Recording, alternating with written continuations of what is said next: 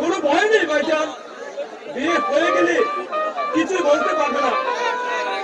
জ্যাঠামণিকে আমি অনেক চেষ্টা করে রাজি করেছি ভাইজান। ভাবি তোমার মন খারাপ হচ্ছে? তোমাদের বিয়েতে নাই বা অল্পক্ষণ, নাই বা হলো আনন্দ, তোমাদের মনে যখন আনন্দ আছে তখন তুমি অবাক করো না, তাহলে যে আমার সকল সাধনা এসে ব্যর্থ হয়ে যাবে। ভাবি বলো, তুমি রাজি আছো কি? বলো ভাবি, তুমি রাজি আছো কি? আমি আমার মায়ের আদেশ পালন করবো। ভাবি বলো, তুমি কবুল করেছ?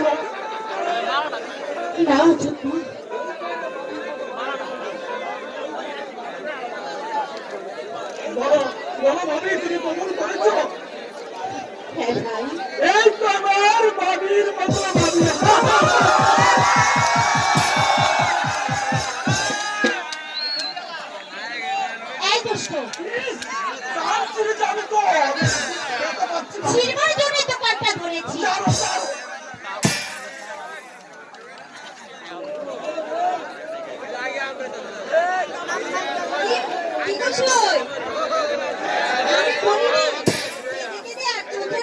চোখে গেলে পানি বাড়ি কিনে ধরবে না। আমার কথা সত্যি হলো তো? হ্যাঁ রে শোন, তোর কথাই কি সত্যি হয়েছে? তুইও আমাদের সঙ্গে চল। আমি যাবো বলে তুই এখানে এসেছি। আমি না গেলে তোর সাথে বরযাত্রী নিয়ে যাবে।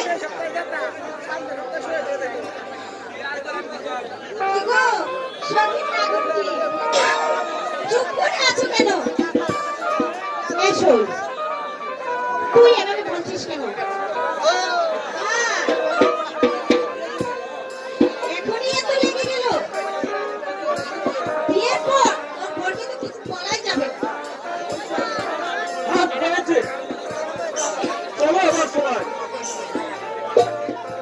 হ্যাঁ তাই চলো।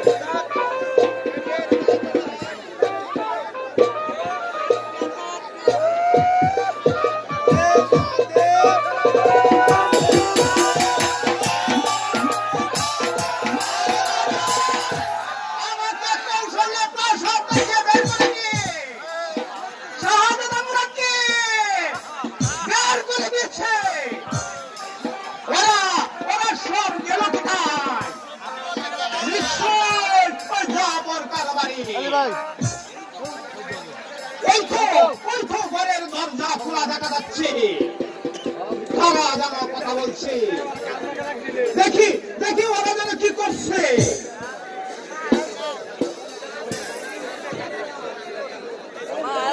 তাই যাচ্ছে ছেড়ে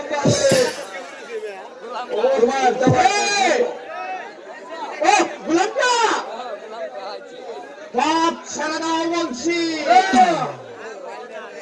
ওকে করতে হবে না, যখন এই বিয়ের কাজ শেষ হবে তখন তোকে চাওয়া হবে।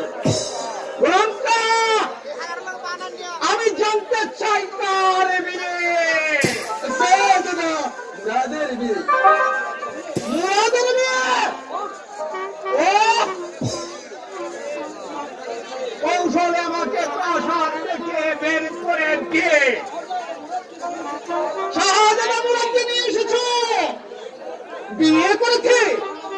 না না না, এই বিয়ে আমাকে বন্ধ করতেই হবে। সাধ্য হয় না এই বিয়ে বন্ধ করে। আমি তোকে হত্যা করবো। আর একবার উচ্চ ব্যক্তি করলে আমি তোকে হত্যা করে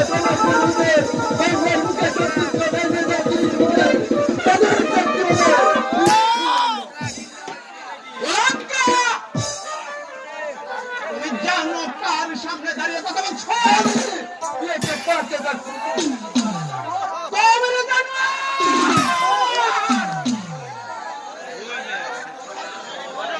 আমি তোকে হত্যা করে আমি তোর গাল থেকে মাথাটা লাগিয়ে উপহার দিব। যদি শক্তি থাকে তাহলে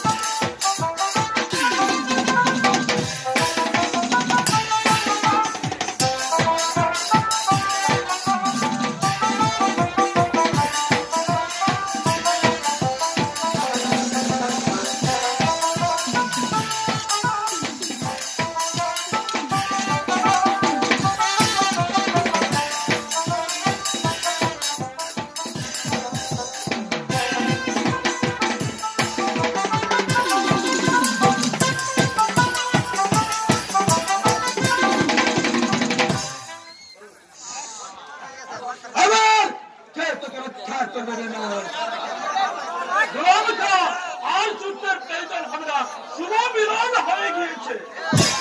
আর কিছুক্ষণের জন্য এই বরযাত্রীকে আটকিয়ে রাখো। কে? আমি বরযাত্রী? হ্যাঁ জন বাহাদুর, এই বরযাত্রীতে আমরা যোগদান করেছি। তুমিও যখন হাজির হয়েছ, তাহলে বিপক্ষের দলের হয়ে তুমি একজন সাক্ষী হবে। না!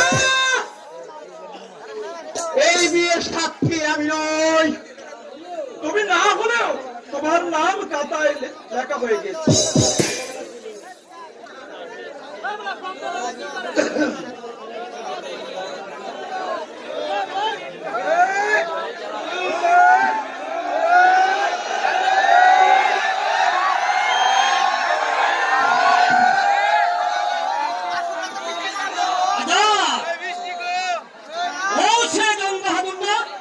হ্যাঁ ভাইজান, এই সেই শয়তান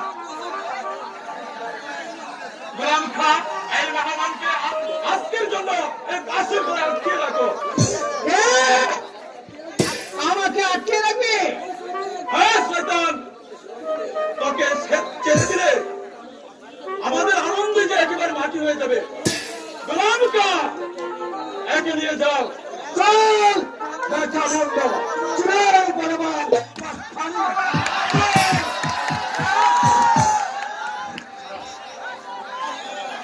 গোলাম কা, তুমি আজকে আমাকে যে অপমান করেছ, সেই অপমানের প্রতিশোধ আমি একদিন নিবই।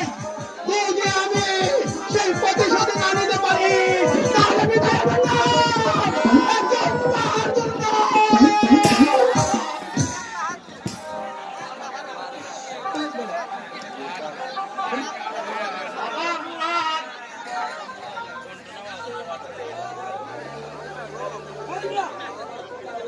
তোমার পিতার অনুমতি না নিয়ে আমি তোমার হাতে তুলে দিলাম আমার মা মরার উৎসাহে।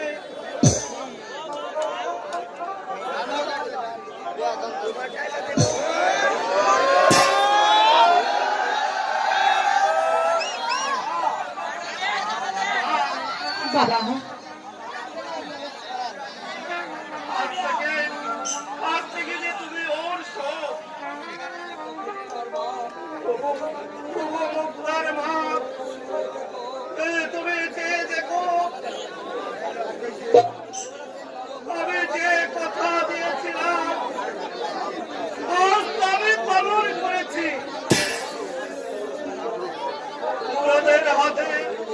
মুরাদের হাতে মুক্তাকে তুলে দিয়েছি। তুমি দোয়া করো ওরা যেন সুখী হয়, সুখী হয়। চলো ভাবি, চলো ভাইজান, আমরা এখন রাস্তাটা চলে যাই। ভাবি, তোমাকে আজ যা মানিয়েছে না, তা বলার মতো না। যা বলছি দুষ্ট কোথাকার। চলো ভাইজান।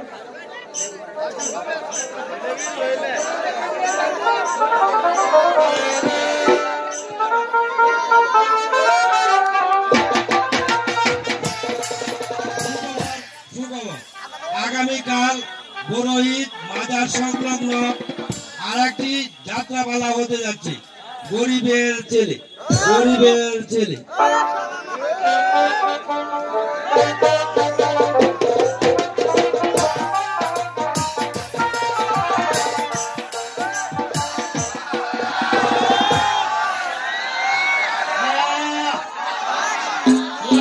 এক নাম জীবন,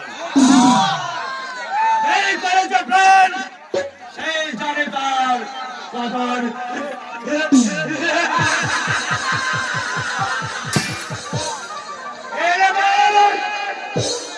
এই কাজার বসে গেল না,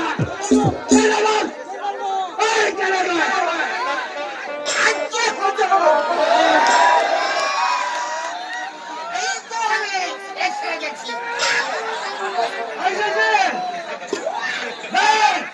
আমার শুনে দে ওনার নেশায় যাবে পাগল হয়ে গেল এই তো নাই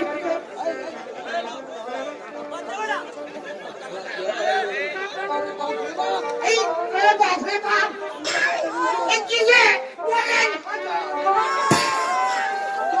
হুজুর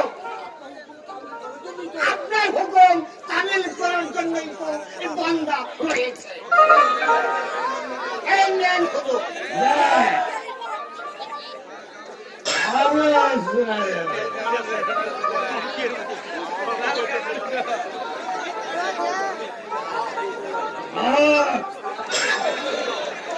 ওনার নেশায় দুনির বাঞ্চায় একেবারে দূরে গেল একই জায়গায় আব্বা হুজুর যেন এদিকে না আসে কি যে বলেন হুজুর আমি থাকতে আপনার আব্বা তো দূরের কথা আপনার বাবাও আসছে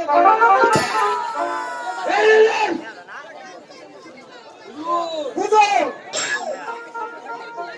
আর কব না এই আমি কাম করছি এই আমি কাম করছি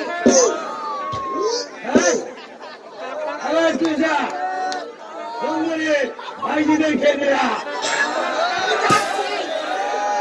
ওরে বাপরে বাপ সবাই কেমন করে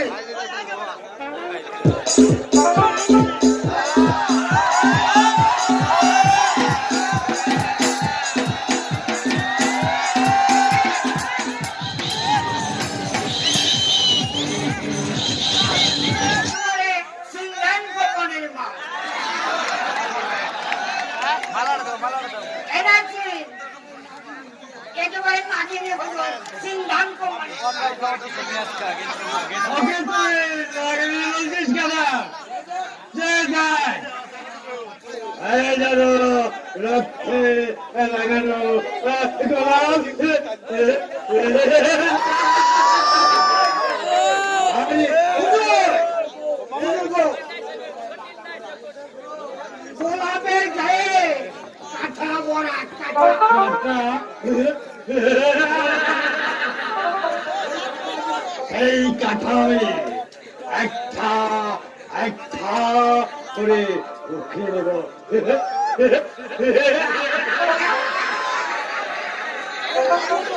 দাঁড়িয়ে আছে কেন শুনে নাচো না তোমার নাচে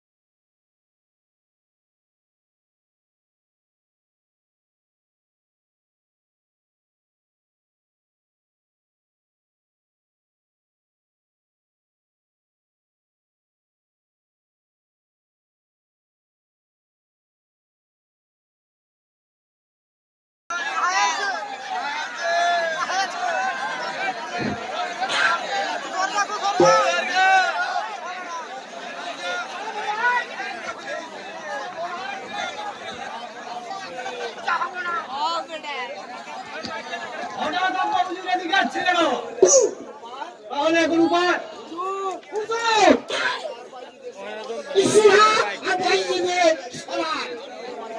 আর না হলে বসা যাবে না। এই তুই ওদেরকে নিয়ে যায় কেদার ওরে বাপরে বাপ, এমন আমারে কাইসা ওই ছেলে এই পায়ের ঘুমরা চেপে ধর এ পড়ার নাম আর ভক্তর বস্ত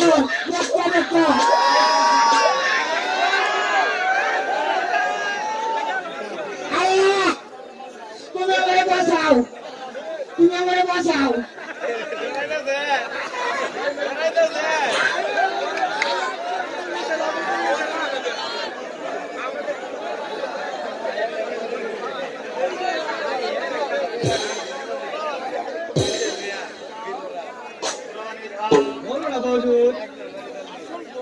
আসল গ্রহণ করো কি মনে করে তোমাকে একটি মহৎ কাজের ভার দিতে। তুমি কি পারবে সেই মহৎ কাজটি করতে? নিশ্চয় পারবো বাবুল। বলেন সে কি মহৎ কাজ? জীবনের হাত থেকে রক্ষা করতে হবে ভারত হিন্দু মুসলমানকে। এই সেই মহারাজ বাবুল।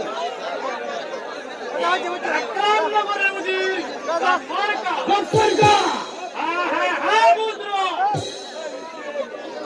এক রামনগরের বিরোহীন পত্র লিখে আমার নিকট অভিযোগ করেছে। কি অভিযোগ করেছে বাবুল? এক রামনগরের গরিব প্রজারা গাফার অত্যাচারে সারাদিন যাপন করতে পারছে না। আর আমার আদেশ, তুমি এক রামনগরে প্রবেশ করে শয়তান গাফার কাকে বন্দী করে নিয়ে আসবে মুর্শিদাবাদে।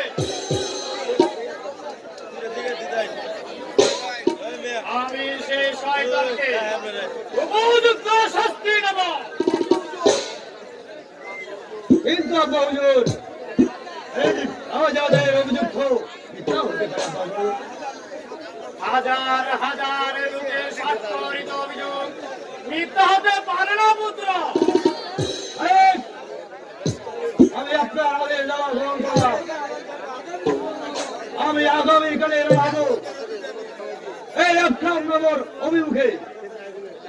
তারপর সেই শয়তানকে আমি বন্দি করে নিয়ে আসবো এই মুশকিল আমাদের। ব্যাস, শুনে খুব খুশি হলাম পুত্র। একটি কথা মনে রেখো, তোমাকে পাঠাচ্ছি বিপদের রক্ষায়। আমার আদেশ তুমি ভুলে গিয়ে তুমি কোনো পাপ কাজে লিপ্ত হবে না, তাহলে আমি তোমাকে আমার পুত্র বলেও কোনোদিন ক্ষমা করবো না, কোনোদিন না।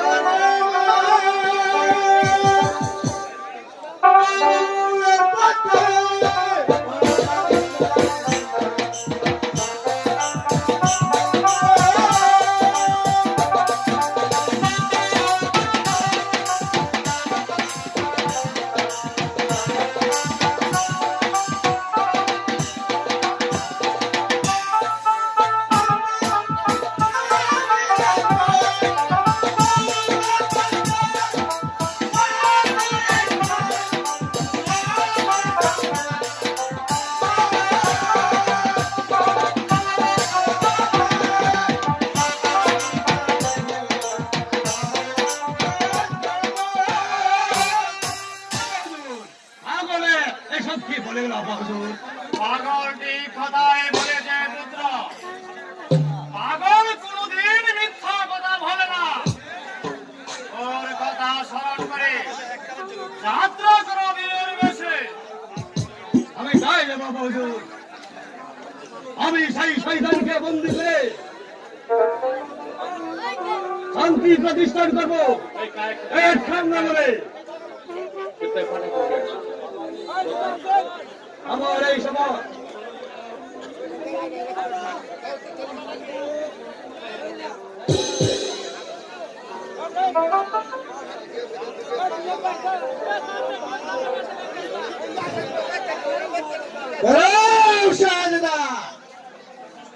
লিখে রাখি তোমাদের শপথের কথা। তার মানে দেশ চক্রান্ত তুমি করেছ, তার মূল্য কত জানি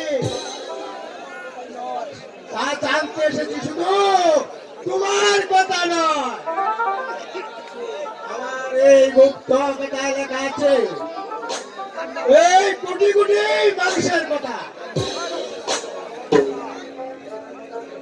একটি কথা শুনো শাহজাদা, একটি কথা শুনো শাহজাদা, স্বয়ং জাহাপনা যখন বৈষ্ণবতা গ্রহণ করে সেই দিনে মুসলিম কবিতা দিয়ে বাংলার জমিদারকে পুঁতি দান করেছিলেন। এই কটাকে ঠিক আব্বা হুজুর। চিরসত্য পুত্র। জাহাপনা আজ প্রমাণ হলো সেই দিনের কথা। আজ আমি কেটে দিলাম আপনার কথা। এবার আমি আসি জাহাপনা। পুত্র নিধান, বলুন আব্বা হুজুর। বিপদের রক্ষায় শপথ নিয়েছ, এবার এসো। আমি তোমাকে যাত্রার পথ তৈরি করে দিই। আই চলুন আব্বা হুজুর। তাই তোমাকে যাত্রা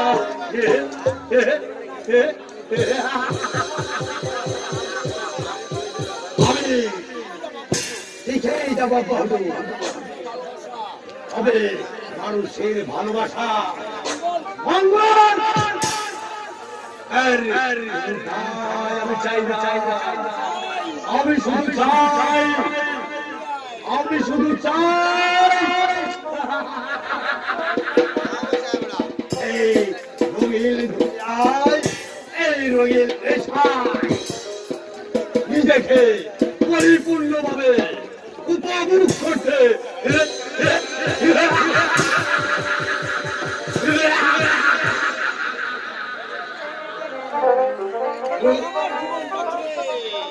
আমার জীবনটাকে পরিপূর্ণভাবে উপভোগ করতে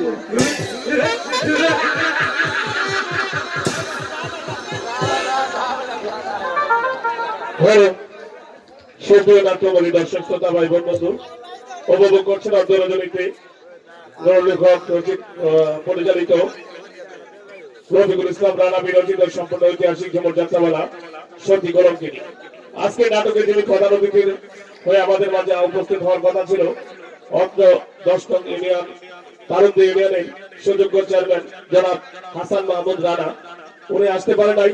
ওনার পক্ষে আমাদের মাঝে বক্তব্য রাখবেন ওনারই বড় ভাই জনাব হাসান মাসুদ। জনাব হাসান মাসুদ 2-4টি কথা বলবেন। ধন্যবাদ। বিসমিল্লাহির রহমানির রহিম। আজকের এই ঐতিহ্যবাহী গাবরগালি মোড়ে যে মঞ্চস্থ হতে যাচ্ছে